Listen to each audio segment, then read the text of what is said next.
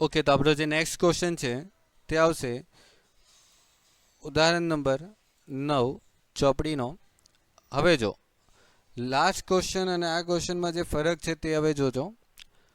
શું લખેલું છે કે વર્ષ 2007-8ને આધારે ઓકે ચીજ વસ્તુઓનો જથ્થાબંધ ભાવનો સૂચકાંક નીચે મુજબ છે. તે પરથી પરંપરિત આધારે સૂચકાંક ગણો. હવે જો તમારે શોધવાનો કયો સૂચકાંક છે? તમારે શોધવાનો છે પરંપરિત આધારે સૂચકાંક શોધવાનો છે. ઓકે, તમારે જે શોધવાનો છે તે પરંપરિત આધારે શોધવાનો છે. તો સીધી વાત છે, જો પરંપરિત આધારે સૂચકાંક શોધવાનો હોય તો અહીં જે સૂચકાંક આપેલો છે તે કયો હશે? અચલ આધારે.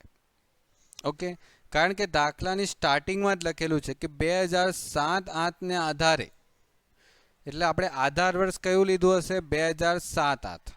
2007-8ને આધારે, અને જે આધાર વર્ષ લઈને જો સૂચકાંક શોધવામાં આવે તો તે સૂચકાંકને આપણે અચલ આધારે સૂચકાંક કહેતા હતા. ઓકે, આધાર વર્ષ લઈને જો સૂચકાંક લેવામાં આવે તો તે સૂચકાંકને આપણે અચલ આધાર સૂચકાંક કહેતા હતા. એટલે કે દાખલામાં તમને અચલ આધારે સૂચકાંક આપેલો છે, તમારે એને પરિવર્તન કરવાનો છે પરંપરિત આધારના સૂચકાંકમાં, જે આપણે આના અગાઉના દાખલામાં કરી ગયા. હવે અગાઉના દાખલામાં મેં તમને એક લાઈન વંચાવેલી કે જો દાખલાની અંદર આધાર વર્ષની સૂચના નહીં હોય તો આપણે પ્રથમ વર્ષનો સૂચકાંક કેટલા લેતા હતા? 100. હવે અહીં દાખલામાં આધાર વર્ષનો ઉલ્લેખ છે. અહીં દાખલામાં આધાર વર્ષનો ઉલ્લેખ છે જો 2007-8, એટલે કે આ વર્ષ પહેલાં, એટલે કે 2008 અને 9 પહેલાં આપણી પાસે એક વર્ષ હતું. કયું વર્ષ હતું? તો આપણી પાસે એક વર્ષ હતું 2007-8. આપણી પાસે એક વર્ષ હતું 2007-8. આ વર્ષનો સૂચકાંક આપણે કેટલો માનવાનો? આ વર્ષનો સૂચકાંક આપણે કેટલો માનવાનો? મેં તમને કીધેલું છે કે આધાર વર્ષનો સૂચકાંક કેટલો હોય? 100. એટલે કે 2007-8નો સૂચકાંક 100 હશે. એટલે કે 8 અને 9 પહેલાં જે એક વર્ષ આવે છે 2007-8, એનો સૂચકાંક 100 થઈ ગયો. ઓકે, એટલે પ્રથમ સૂચકાંક 100 થઈ ગયો. ઓકે, આગળ વધીએ તો એના સોલ્યુશનમાં જો શું લખેલું છે તે. હા, હવે સોલ્યુશન પર જો સોલ્યુશનમાં જોશો તો તમને અહીંયા 126ના 126 દેખાય છે. જ્યારે આપણે પહેલાંનો એક ક્વેશ્ચન કરેલો એમાં 126ના અહીંયા 100 થયેલા. એનું કારણ છે કે પહેલા દાખલામાં આધાર વર્ષનો ઉલ્લેખ નહીં હતો. એટલે કે જો દાખલામાં આધાર વર્ષનો ઉલ્લેખ નહીં હોય તો પહેલો જે સૂચકાંક આવશે પરંપરિત આધારે એ 100 હશે. પરંતુ આ દાખલામાં તમે જોશો તો અહીંયા દાખલામાં આધાર વર્ષનો ઉલ્લેખ હતો. તમારી પાસે આધાર વર્ષનો ઉલ્લેખ છે. જો આધાર વર્ષનો ઉલ્લેખ કેટલો છે? 2007 અને 8. તો દાખલામાં જો આધાર વર્ષનો ઉલ્લેખ હોય તો તમારો જે પહેલા વર્ષનો સૂચકાંક હોય તે જે હતો તે જ રહેશે. કેટલો હતો? 126. તો 126 જ રહેશે. અગર જો આધાર વર્ષનો ઉલ્લેખ નહીં હોય તો અહીંયા 126નો 100 થઈ જશે. પરંતુ ઉલ્લેખ છે એટલે 126નો 126 રહેશે. ક્લિયર? નેક્સ્ટ દાખલા પર જઈએ, નેક્સ્ટ ટોપિક પર જઈએ. તો હવે આપણે જે સૂત્ર છે એ પ્રમાણે આપણે આગળ વધીએ. તો સૂત્ર છે ચાલુ વર્ષનો અચલ આધારે સૂચકાંક ભાગ્યા અગાઉના વર્ષનો અચલ આધારે સૂચકાંક. એટલે કે દાખલામાં જે ચાલુ વર્ષનો સૂચકાંક છે એને આપણે અગાઉના વર્ષ સાથે ભાગાકાર કરતા જશું. ઓકે, એટલે 130.8 ભાગ્યા 126 ગુણ્યા 100 એટલે તમારો આન્સર આવતો જશે. વળી પાછો આપણે કરીએ તો 143.3 ભાગ્યા 130.8. ઓકે, 156.1 ભાગ્યા 143.3. 167.6 ભાગ્યા 156.1. 177.6 ભાગ્યા 167.6, 181.2 ભાગ્યા 177.6 અને 177.6. હવે જો દાખલામાં એક પ્રોબ્લેમ છે, જો કે ક્વેશ્ચનમાં જ એક પ્રોબ્લેમ છે. અહીંયા 177.2 ના જગ્યા પર 177.6 કરી દેજો. એ ચોપડીમાં જ ભૂલ છે તમારી. અને પછી ભાગાકાર કરશું 181.2. ઓકે, અહીંયા દાખલામાં ચેન્જ કરી દેજો.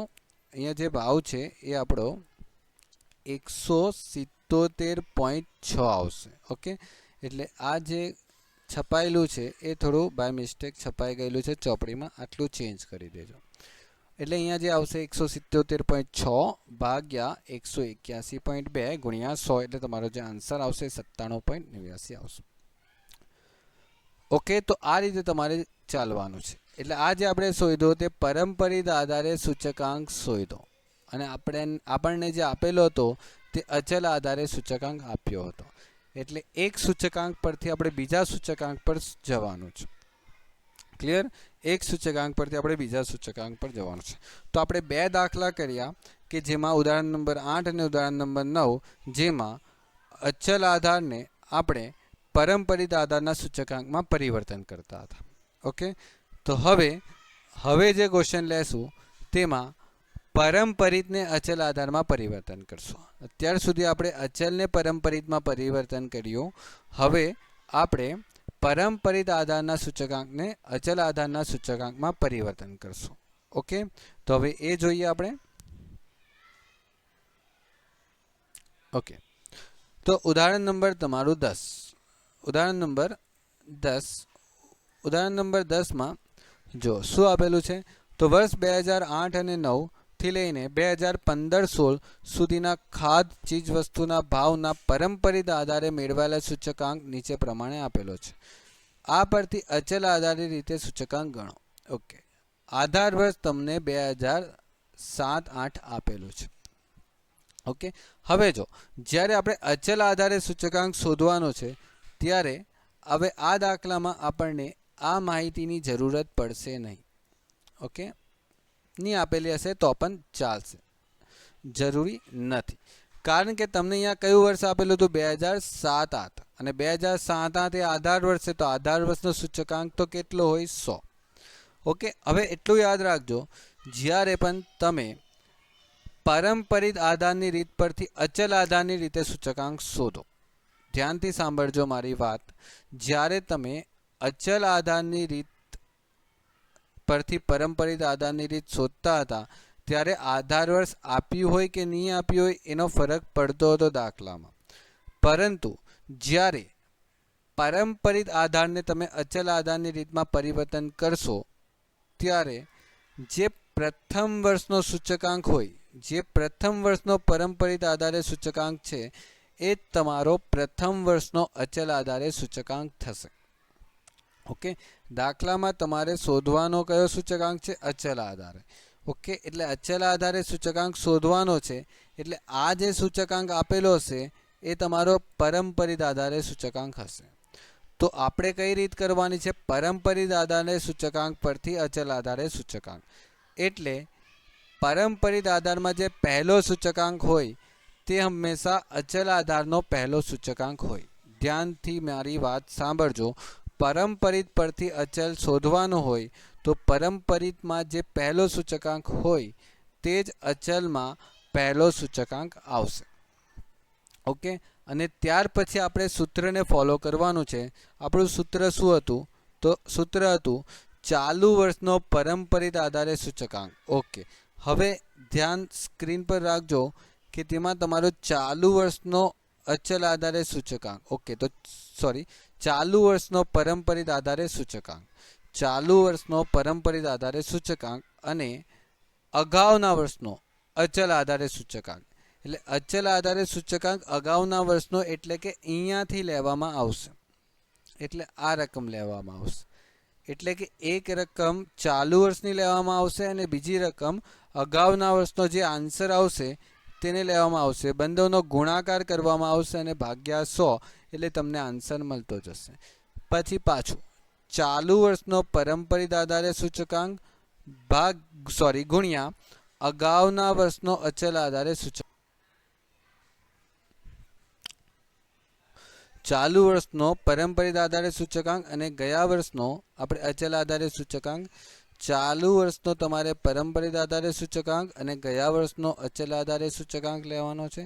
ચાલુ વર્ષનો પરંપરિત આધારે સૂચકાંક અને ગયા વર્ષનો અચલ આધારે સૂચકાંક લેવાનો છે. ચાલુ વર્ષનો પરંપરિત આધારે સૂચકાંક અને ગયા વર્ષનો અચલ આધારે સૂચકાંક. ચાલુ વર્ષનો પરંપરિત આધારે સૂચકાંક અને ગયા વર્ષનો અચલ આધારનો સૂચકાંક. ચાલુ વર્ષનો પરંપરિત આધારે સૂચકાંક, ગયા વર્ષનો અચલ આધારે સૂચકાંક.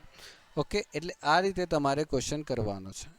એક રકમ તમારે ચાલુ વર્ષમાંથી લેવાની છે અને બીજી રકમ તમારે ગયા વર્ષના અચલ આધારના આન્સર પરથી લેવાની છે. બંનેનો ગુણાકાર કરીને ભાગાકાર કરવાનો છે 100 વડે, એટલે તમને આન્સર મળતો જશે. ક્લિયર? તો આ રીતે તમારે ક્વેશ્ચન કરવાનો છે. ઓકે, અને આ જે સૂત્ર છે તમારે યાદ રાખવાનું છે. સૂત્ર યાદ રાખશો તો તમને આ સૂત્ર ઘણી વખત વિભાગ બીમાં 1 માર્ક્સ માટે પણ પૂછવામાં આવે છે કે અચલ આધારના સૂચકાંક શોધવાનો છે અને તમને જો પરંપરિત આધારે સૂચકાંક આપ્યો હોય તો તમારે કયું સૂત્ર ઉપયોગ કરવાનો, એટલે કે પરંપરિતને અચલ આધારમાં પરિવર્તન કરવાનું સૂત્ર કયું, એવી રીતે પણ ક્વેશ્ચન પૂછવામાં આવે છે. ઓકે, તો તમારે આ ક્વેશ્ચનને કમ્પ્લીટ કરવાનો છે.